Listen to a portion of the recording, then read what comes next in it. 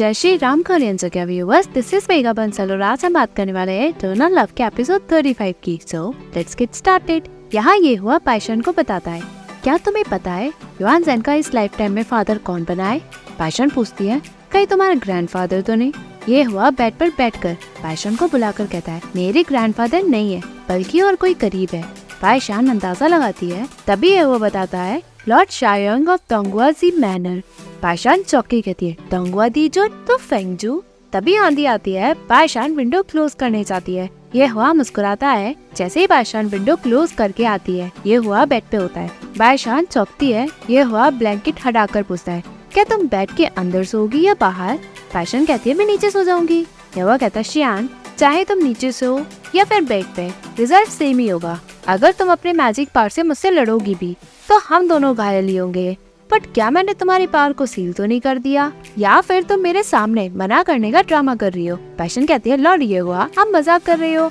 मुझे तो डर था कि कहीं बेड छोटा न पड़ जाए। मैं इतनी बुरी बनना नहीं चाहती हो। वो बैठ के कहती है, मुझे बाहर सोने की आदत है। ये हुआ अपनी पावर से कैंडल बुझा देता है। पाइशान और ये हुआ दोनों लेटते हैं। पाइशान पूछती है, क्या रॉकबर्ट मॉर्टल रिम में वाकई है? ये हुआ बताता है, उस रॉकबर्ट को बुद्धा से मांगा है।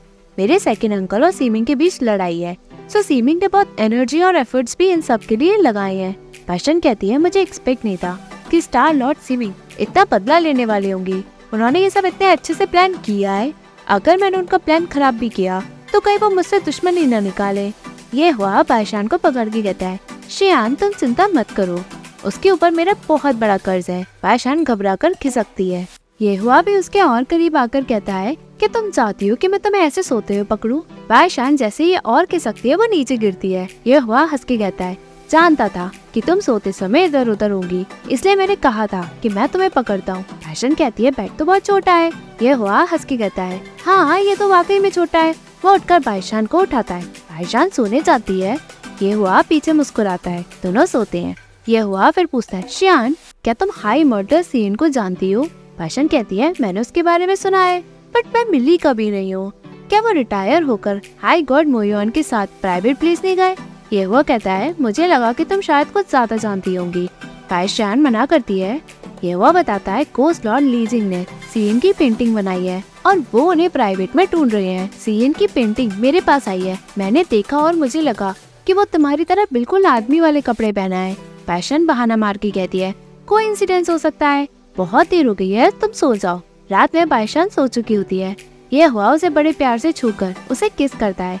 यहाँ 9 हेवंस में सीमिंग डैंगसोंग से कहता है, क्या आप पीचेस की पार्टी में जा रहे हैं? वो चीख कर कहता है, पता नहीं मुझे क्या हो रहा है, मैं हर टाइम यही कर रहा हूँ। डैंगसोंग हंस के कहता है, लगता है कोई तुम्हारे पीछे तुम्हारी बातें कर रहा है।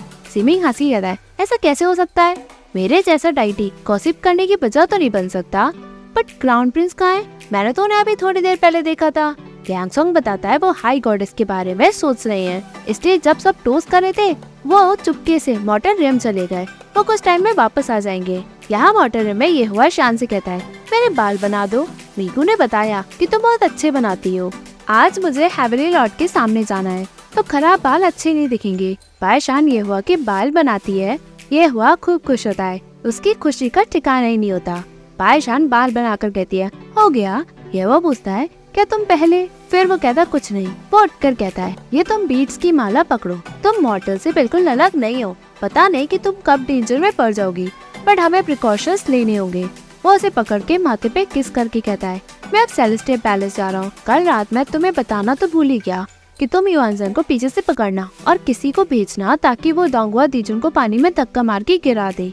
इससे तुम युआन ज़ेन को बचा पाओगी और जो डोंगुआ दीजुन ट्रायल एक्सपीरियंस करने आए हैं उससे उनके ट्रायल में कोई प्रॉब्लम नहीं होगी, सभी सेटिस्फाई होंगे। पाइशान एग्री करती है। ये हुआ वहाँ से जाता है। तभी पाइशान सोचती है, ऐसे कौन सा काम था जिससे वो कल रात बिजी थे? तभी उसे फेंगजू की याद आती है। जैसे ही वो बाहर निकलती है, युआन ज़ेन उसे ग्रीट करता है। पाइशान कहती है, मैं तुम्हारे पास आने ही वाली थी, चलो बैठते हैं। दोनों साइड में बैठते हैं। युआन ज़ेन पाइशान का निशान देखता है और उसे मिरर चेक करने के लिए कहता है। पाइशान देखकर कहती है, तुमने छोटा सा निशान देखा? किसी ने मुझे कहा था कि तुम इतने काइंड हो कि तुम चींटियों पे रास्ते में पैर नहीं रखते।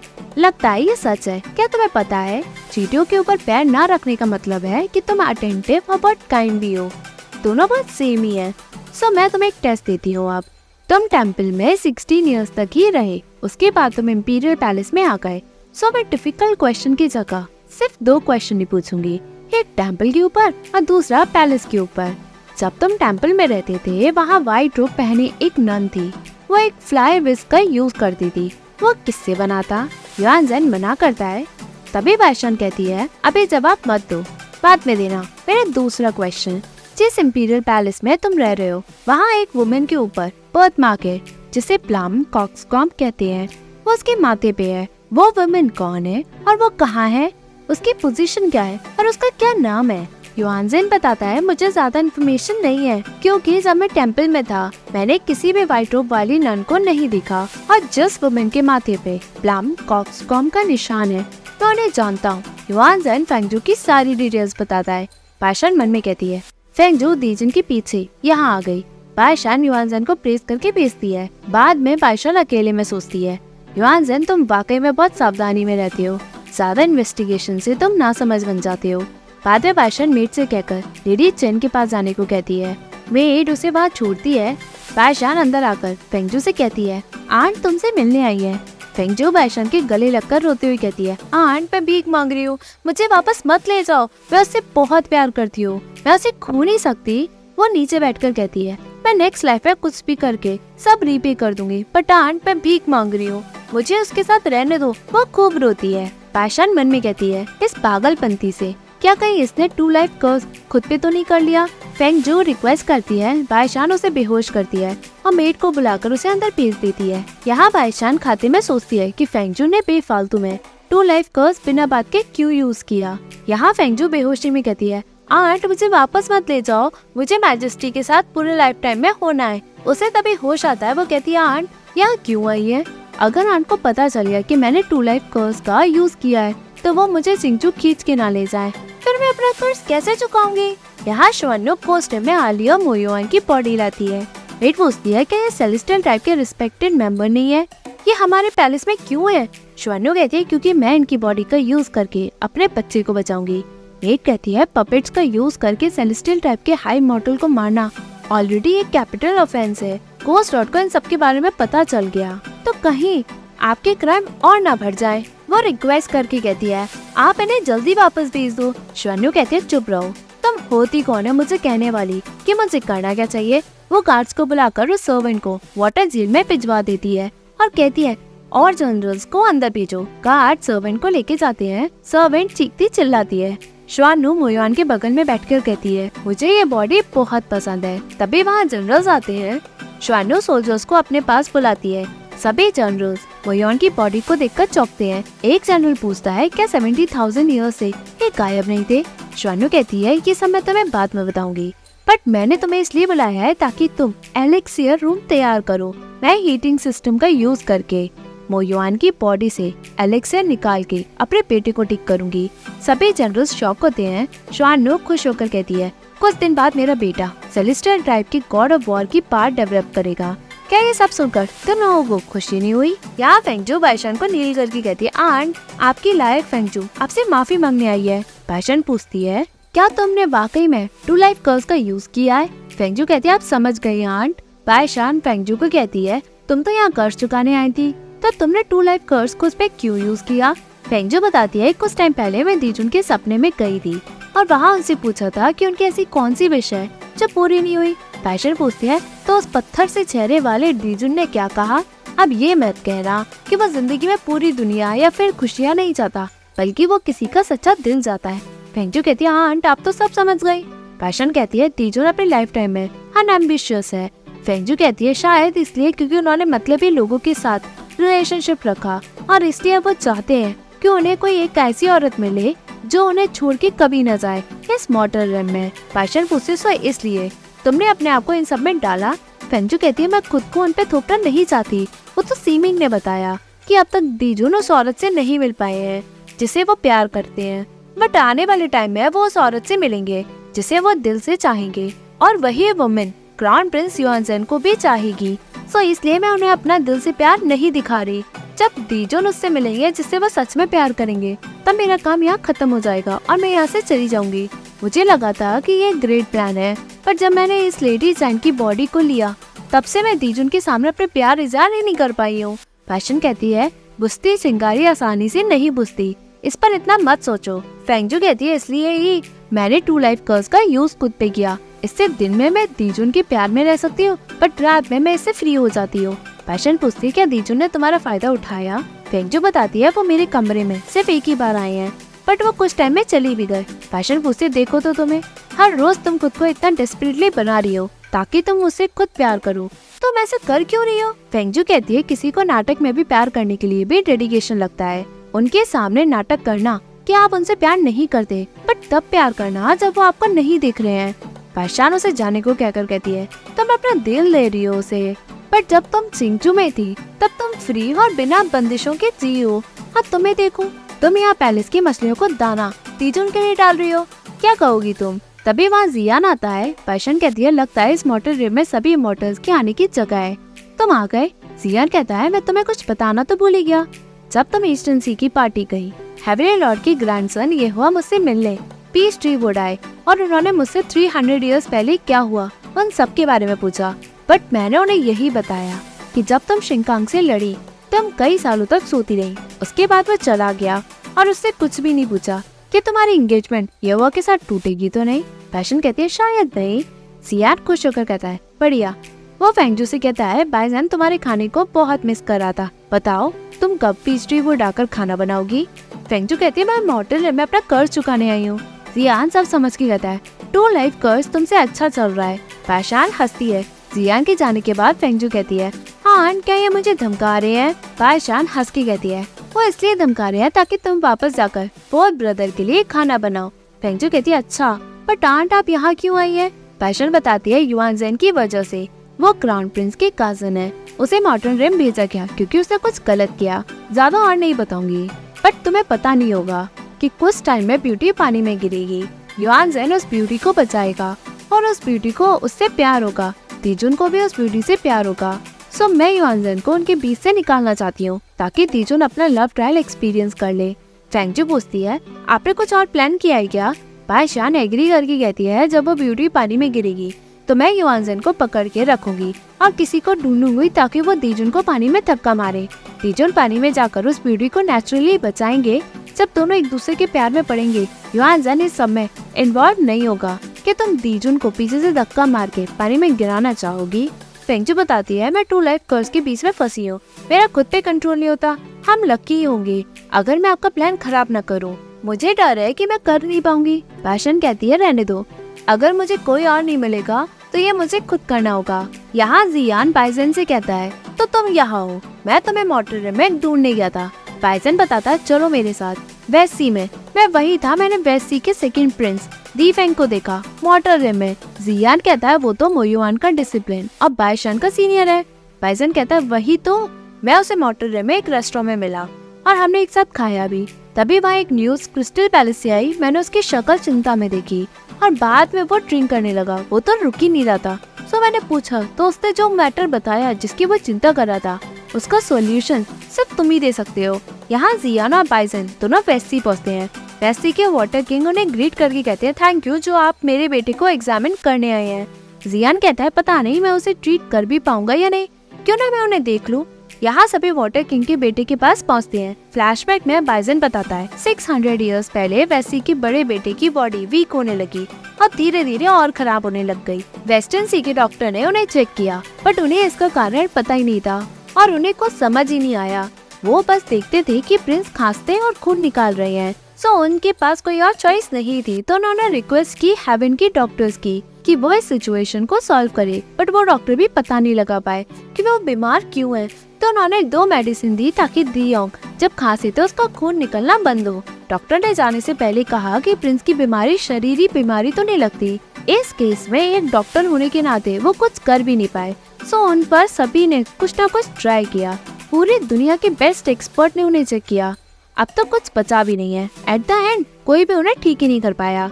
जियान अपनी पावर चेक करता है और शॉक होकर कहता है ये हो कैसे सकता है? वाटर किंग पूछता है आपकी तो हवाइयाँ उड़ गई है, हाई गॉड क्या मेरा बेटा? जियान कहता है आप चिंता मत करो वाटर किंग, इनकी लाइफ खतरे में नहीं है। वाटर किंग पूछता है कि आपके पास कोई रास्ता है मेरे बेटे को ठीक करने का? जियान कहता है मुझे कुछ टाइम दो। बाद में बाइजन पूछता है तुम्हारी हवाइयाँ क्यों उड़ी थी? जियार बताता है, प्रिंस की बीमारी बड़ी अजीब है, मुझे कुछ टाइम दो, जब पता चल जाएगा मैं तुम्हें बता दूंगा। बाइजन कहता है, तुम्हारा कॉशियस होना बहुत रेयर है। यहाँ शाओशन युआनजेन को दूर से देख के रोती है, मैंने तुम्हें बहुत मिस किया बेटा। तभी पीछे बाइशान उसे अपने साथ ले जाकर कहती है, मैंने युआनजेन की ट्रायल को पास कराने का रास्ता ढूंढ लिया है।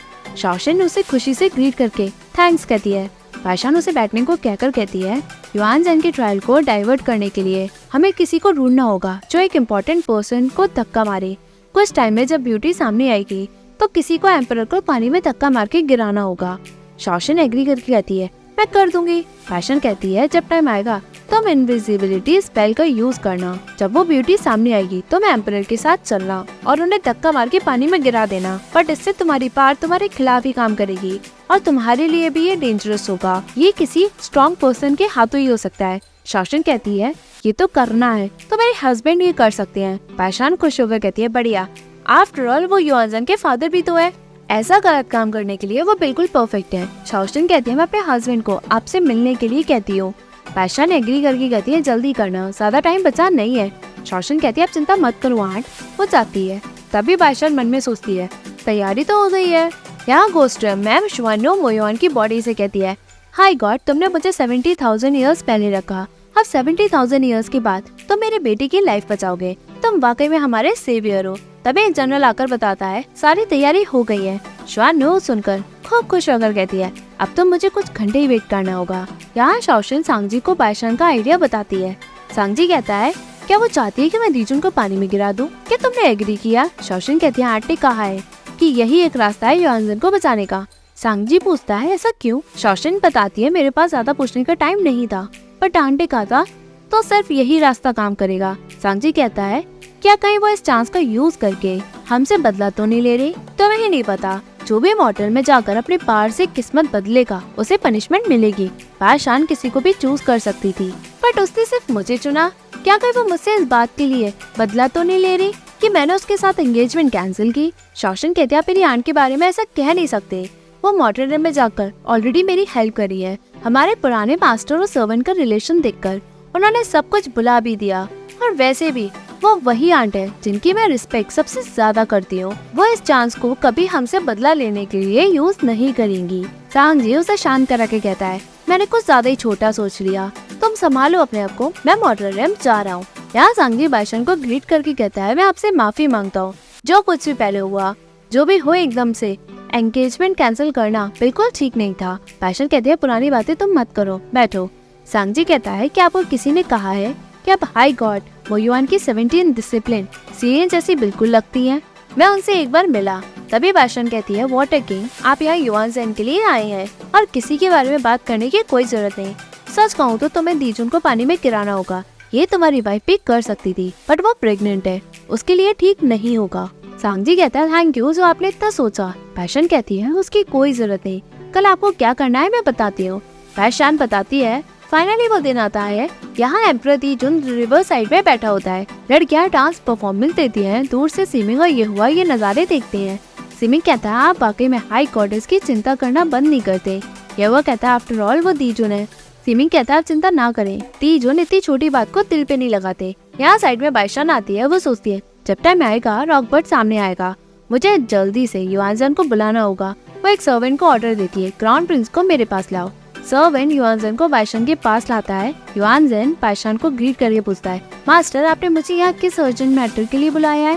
बाइशान कहती है, अच्छा हुआ तुम यहाँ आ गए, मेरे माइंड में कुछ आया और मैं समझ गई कि सभी प्रिंसिपल्स को हमेशा के लिए फॉलो नहीं कर सकती। क्या तुम जानते हो ऐसा क्यों? युआनजेन कहता है, हाँ आप बताएं। बाइशान कहती है, जाओ हॉल में मेरा वेट करो, मैं आती हूँ। युआनजेन बाहर देखता है। तभी बाइशान कहती है, डांस और म्यूजिक मेरी पढ़ाई से ज्यादा इम्पोर्टेंट है। युआनजेन मना करके जाता है।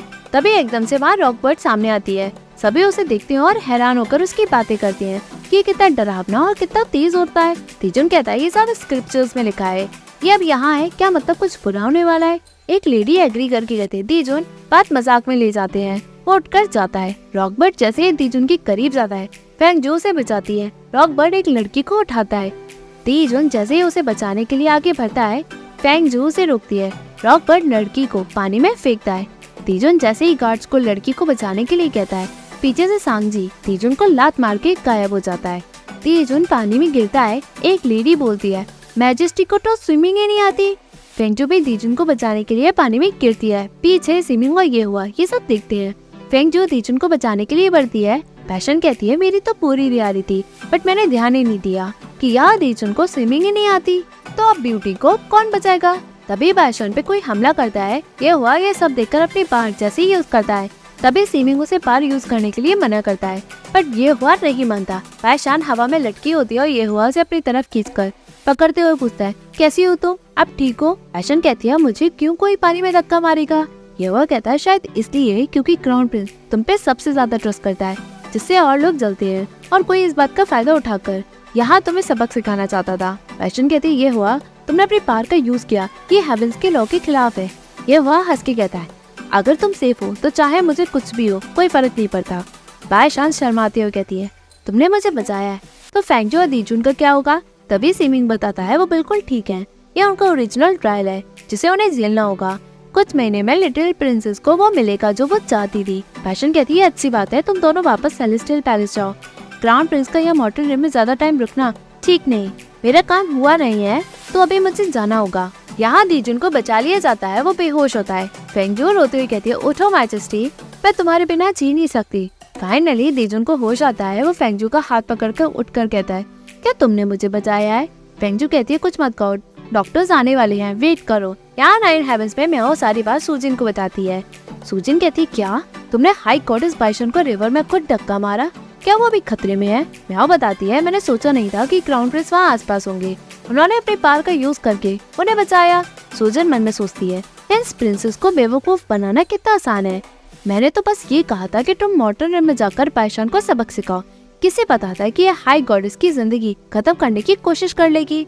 अगर ये कामयाब हो जाती तो अच्छा होता, बट ये फेल हो गई। अगर क्राउन प्रिंस ने इस मैटर को इन्वेस्टिगेट किया तो ये बहुत परेशानी खड़ी करेगा।